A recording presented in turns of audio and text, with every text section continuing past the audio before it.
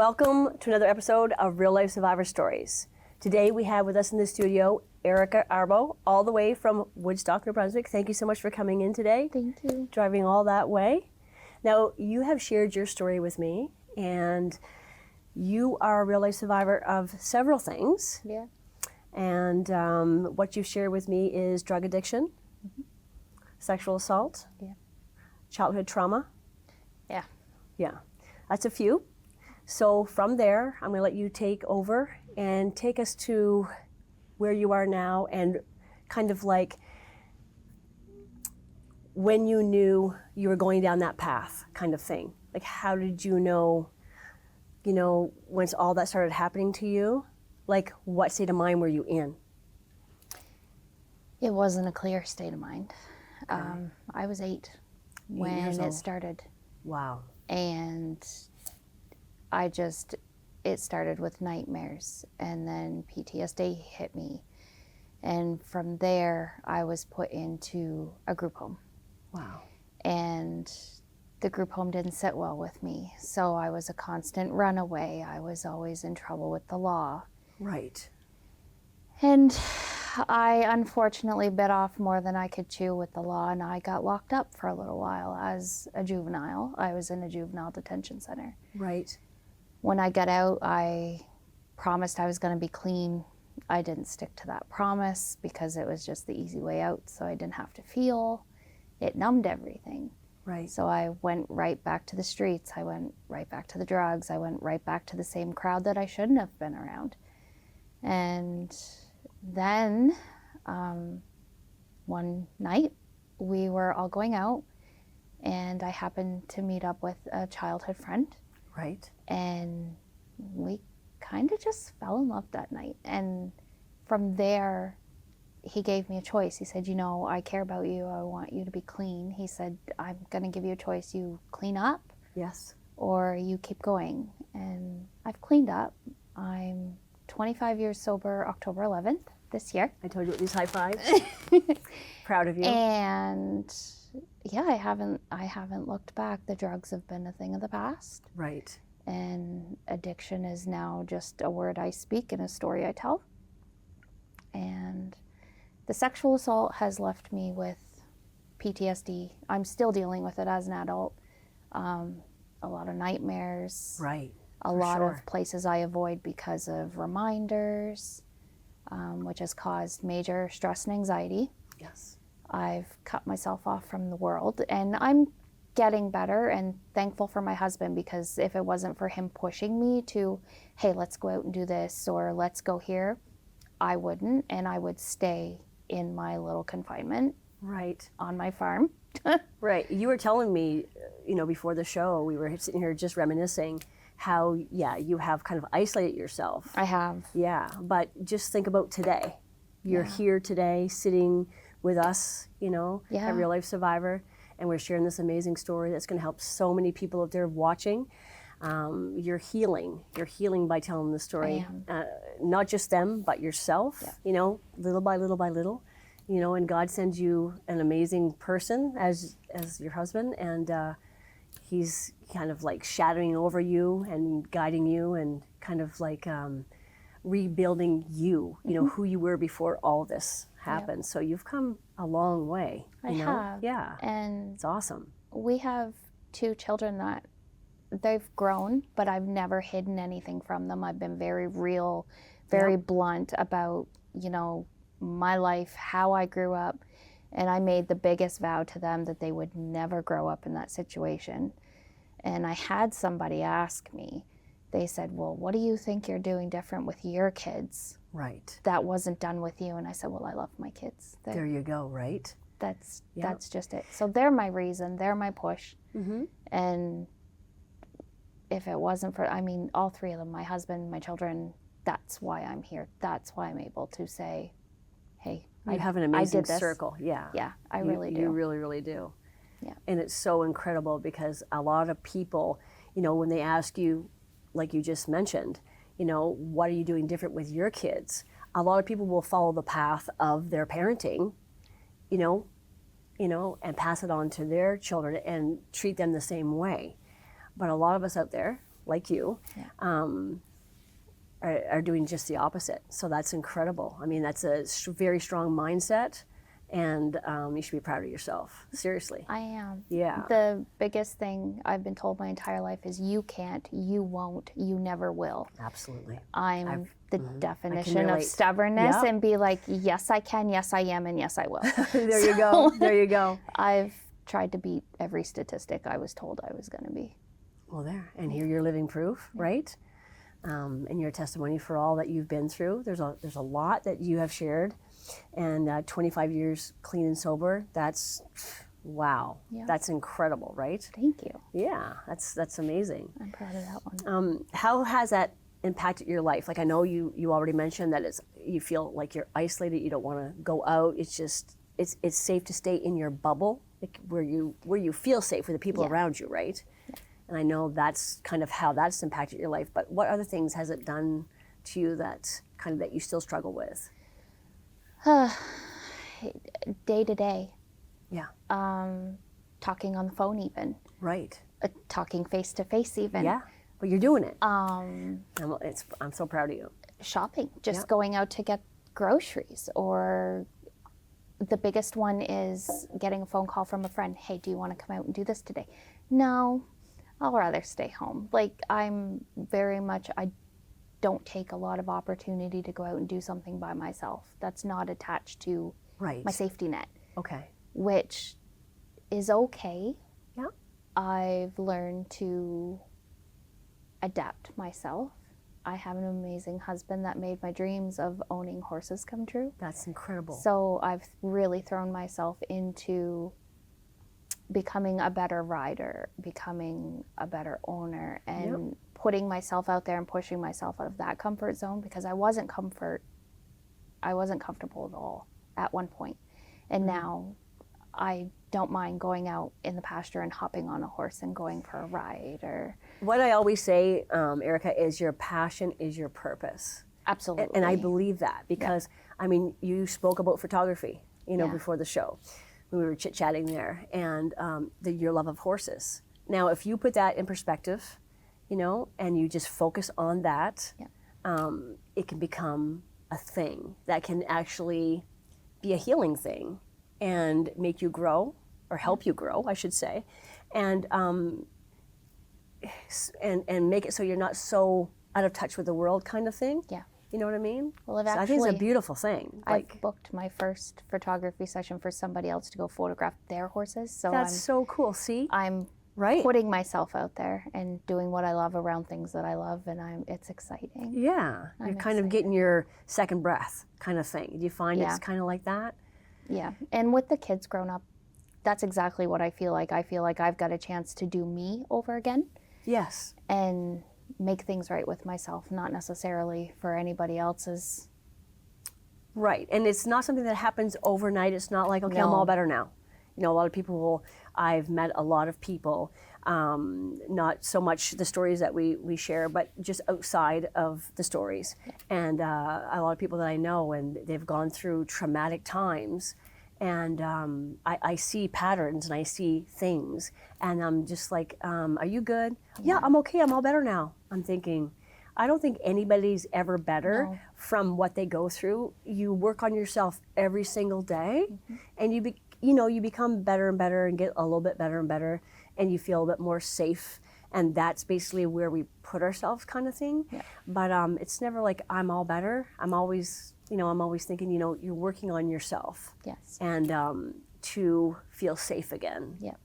Because those memories and that trauma, it's always still there. Very much. It's just, I guess, how you carry it. And then, along our paths, someone will come along going through the same thing or similar, not always the exact same, but and you're like, hey, I can help you with that. Like, let's sit down and talk. And sometimes we're put through things to help those people that come for help. You know what I mean? Yeah. So it can be a curse and a blessing at the same time. Most definitely. Yeah, yeah. So, but I totally, commend you for coming on the show, because, I mean, that's a huge step you took today. Thank you. To do that. And, yeah. So. It feels good. Yeah. I told you it would be okay. It feels good. Yeah.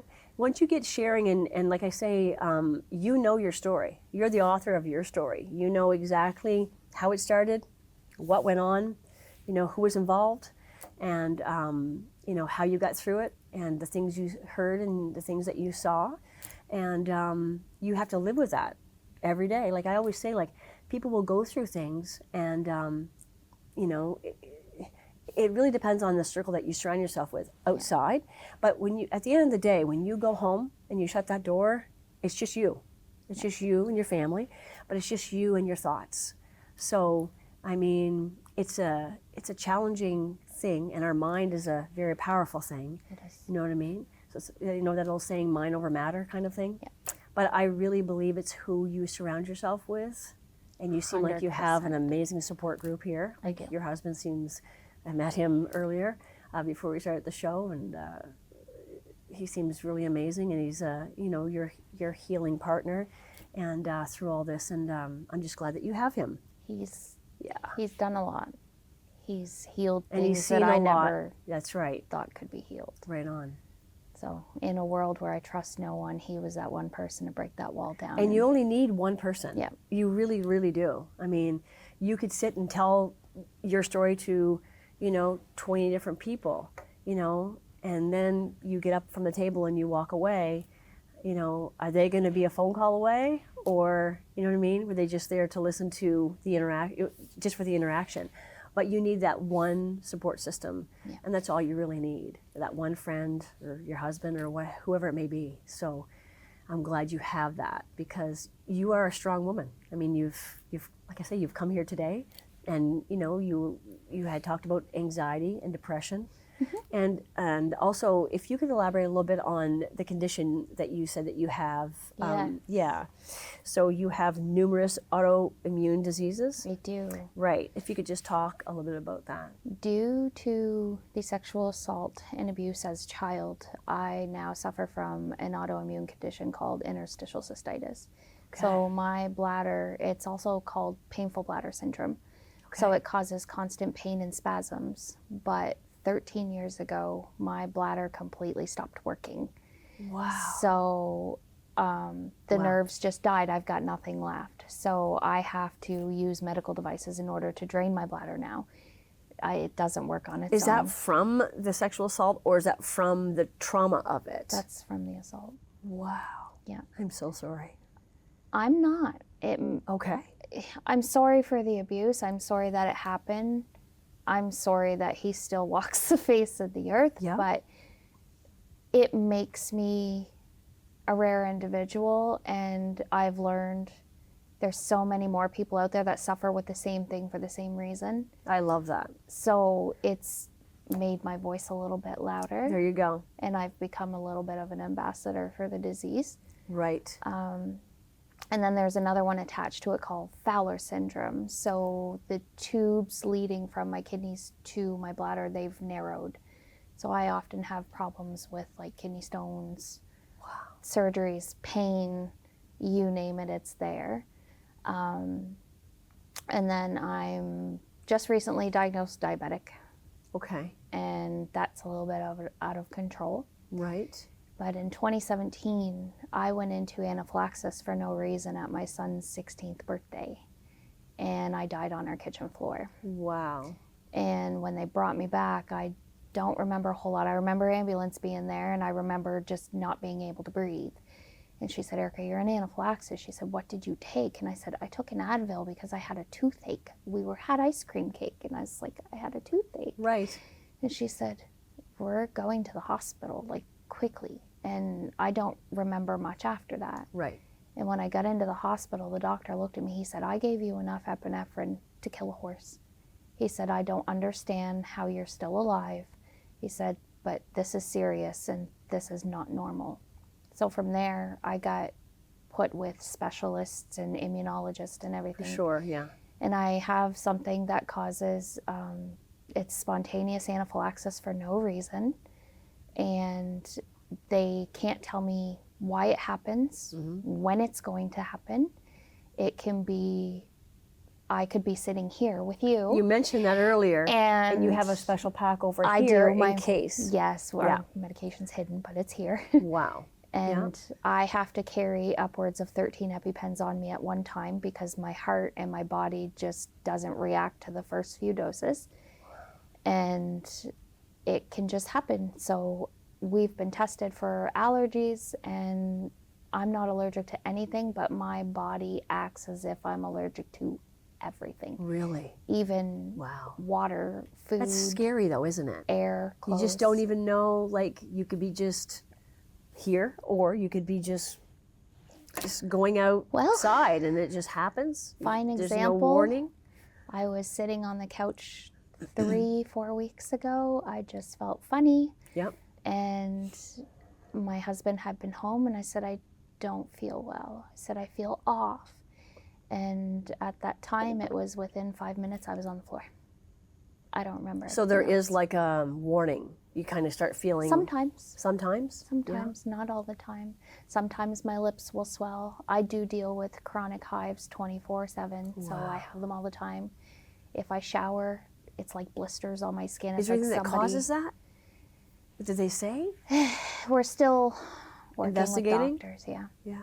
But they say if they don't get it under control, it's not going to be a good outcome. Wow. Because the heart can only take so much. But exactly. And now earlier when I said I love that, what I meant by that was like I love your mindset through even the trauma and even all this that's going wrong with your body and all that you deal with and survive during those episodes. You're like, it's okay. You know what I mean? I'm still here. I know, and that's amazing. That's what I love about you, because you have that mindset is like, okay, this happened to me, and now I have all this stuff going on. Yeah. But so what? I'm surviving it. I know how to get through it, and I'm good. I'm thankful for every day. That's incredible. I get to wake up and breathe a new day of fresh air. That's right. Because it's scary, and we have been on the other side of things, and I'm just like, am I gonna get to go home today? Are they gonna let me out of the hospital? And there was a time they didn't know, and my kidneys, they give problem. The diabetes, that comes into complication, and everything kind of intertwines with one another. Wow. And when the doctor's looking at you saying, I don't like the direction your health is going, I'm like, well, me neither. Like, what can you do like to I have to go home and live with myself, you know? Right, and they're finally getting it. They're finally doing things that need to be done. So I'll be starting a harsh treatment in the next week. It's comparable to a low-dose chemo. Now, is that here in Fredericton? No, it's up in Woodstock, where I'm from. Okay. And it's an infusion clinic. But it knocks you off your feet a little bit. But wow. If that means I get You're saying a lot of more wow. time. I'm just wowed about your story. I mean, it's just like you're such a resilient, human being. You're just... I always said stubbornness is my best quality. Well, there you go. So when that comes into play, I mean, you can probably basically get through anything, you know what I mean? I try. You try. You got a good mindset, and you're a very strong woman, and I commend you for that. Thank you. I really, really do. High five it. Yes. Awesome. It's awesome. And your kids see that. Your kids Yes. see, they watch, they absorb everything that we do and say, Yep. no matter how small they are. And, you're their hero. anymore. I can just imagine. They're not small anymore. We're about to be grandparents for the first Oh, time. really? How old are your children, may I ask? Our oldest is 21. Well, they've 21. seen... Sorry, Jarrett. Well, they've seen this from growing up, you know what I Yeah. mean? And watching you and watching what Mom's gone through and what she's gotten through. Yes. And they'll see this today, you talking to us and sharing your story, and it's just a heroic thing that you have come this far and got through all that stuff. That's a whole lot of stuff. It is. You know what I'm saying? It's a whole lot of stuff. So where are you guys today? Like, I know you're living in Woodstock. Yes. How is life through all this stuff? Life is still a challenge for me personally. Every day I battle my depression, I battle my anxiety, but I force myself to get up, get dressed, and get out of bed. Yep. And because I have so much that depends on me now. Right. So we've built our farm. We built our home in 2 months last year. We unfortunately fell on hard times a year ago and became homeless suddenly. You mentioned that in your story, yeah. And God loved my husband and everybody that helped us. We made it happen in 2 months, and he made me a promise. He said, you will be in your home for Christmas. We were in 2 weeks before Christmas. Wow. And that's my go-to. He's not well neither, so I feel like if he can get up and do what he does for me and our children. You want to mention what he's going through as well? Because that would be a big thing. Yeah. Just taking care of you. I mean, you don't have to highlight that. You can just highlight it. You don't have to go into detail. But, I mean, just to show how heroic he is as well for your support system. His heart has been stopping, and we're not really sure why just yet. He got an implant of a machine in his chest that reads his heart's activity. And just in the August that passed, he wasn't feeling well, and I wasn't feeling well that day. I said, I'm going to go lay down. I'm just having an off day. And he goes, I'll come with you. Right. So we had a Sunday afternoon nap, and he flew out of bed. I'm like, where'd he go? Because as soon as he gets out of bed, I wake up. My anxiety's like, nope, you're alone. Can't do it. Right. And I get up and I hollered for him and no answer. And then I heard him sounding like he was being sick. And I'm like, are you okay? We didn't eat anything bad. Are you okay? Yeah. And he didn't answer me. He was unresponsive. So at the time, our youngest son was home. And I said, grab your phone and get ready to call 911. I said, Dad's not responding to me. So I had gone in and checked on him in the bathroom, and he was gray. And he was pouring sweat and draped over the toilet as if he was being sick. And I said, I'm going to call an ambulance. And as soon as he said that, he goes, no, just get me to the couch. And I said, are you okay? And he goes, just don't feel good. And I said, okay, I'll grab your meds. Let's get you to the couch. Right. So I got him to the couch, got him Gravol. And within 40 minutes, his color came back and he looked fine. And he felt fine. His energy was back. He was back to normal. And I said, well, maybe it was the lunch we ate. You know, we had a bologna. Right, you just kind of, I figured not maybe it was food anything. poisoning. Right. And the next day, his cardiologist called. And he said, what were you doing at 20 after 2 in the afternoon? And he speaks up and he says, well, I went to go use the bathroom. And he says, well, your heart stopped completely. Wow. So he was technically gone in my bathroom. And it was only 6 seconds, but the point is his heart stopped beating. So they're thinking it's something called ventricular tachycardia. So he deals... It's a big word. Yeah. So the top half of his heart works properly, but the bottom half doesn't. So he's having a hard time moving that blood through his system. So does he have like a pacemaker, or is it just a machine, different? I haven't heard of the type of machine. They think they're going to end up putting in a defibrillator. Okay. Because his heart's physically stopping, whereas a pacemaker just regulates your heartbeat. Okay. So, but I learn something new every day. A defibrillator, if it stops, it'll actually shock it back to restart. And is this something they can fix? No. No, they can't fix that. No. Now, can you live a long time with that? Yes. Or is it just, okay. When he gets the defibrillator, he can have a normal life. I think they said 10 or 15 years with the defibrillator before, like, they need to go in and do another surgery, change the battery or anything like that. And he's taking care of you. Yeah. And you guys are a team. We sure are. We're a good right. team.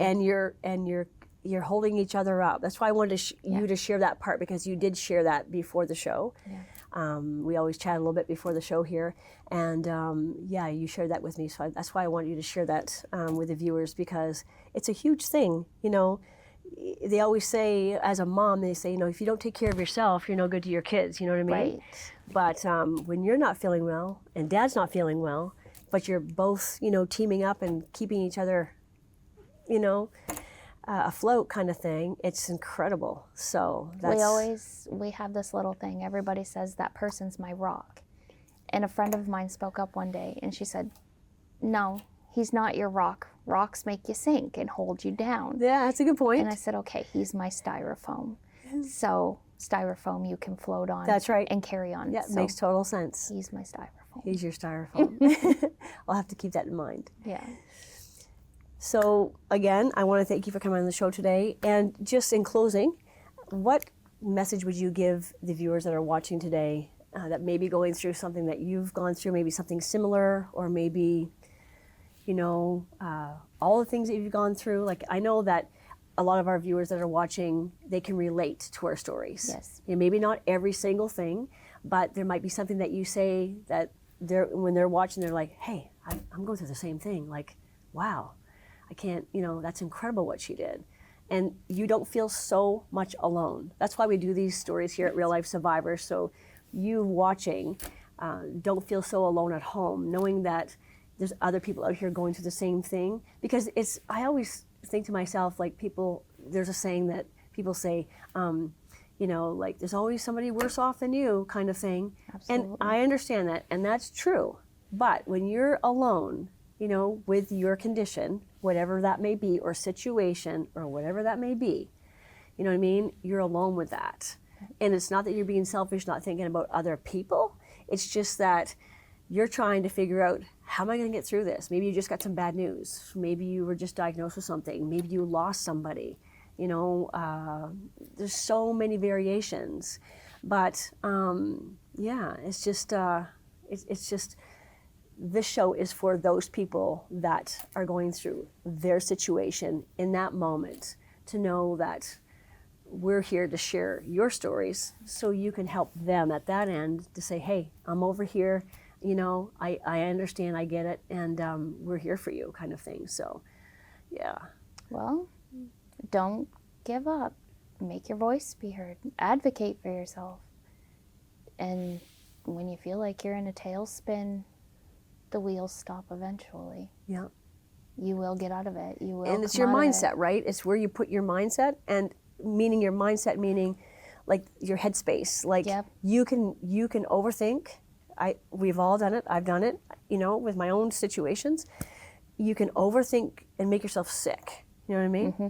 My husband always used to say, don't worry until you have to worry. A little easier said than done, The thing is, you can't really, or harder said than done, I should say, because we're only human. We're gonna worry, yes, before we have to worry. Yeah. But that is a good concept if we could only,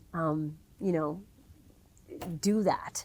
But so with that said, again, with your story and your message, you're helping somebody else out there, good, or saving a life that you don't even realize. So again, I want to thank you for coming on the show, sharing your intimate, details with the world, and because, like I say, it's very hard to open up and just say, here you are, world, this is what I'm going through, please don't judge me. In Real Life Survivor, there's no judgment, no bullying, it's just freedom of speech. We share our voices here, and we're hoping that we help someone out there that is watching to give you a better life. Definitely. So again, thank you, Erica, for coming on the show. Thank you for having me. It's been an honor having you. Thank you. And I want to thank you for tuning in today. And if you're someone that's watching that would like to share your Real Life Survivor story with us, you can reach out to me on Facebook under Julie Comeau, or under my fan page, Real Life Survivor. And remember, no matter how tough life gets, never give up. We'll see you back here next time with another Real Life Survivor story.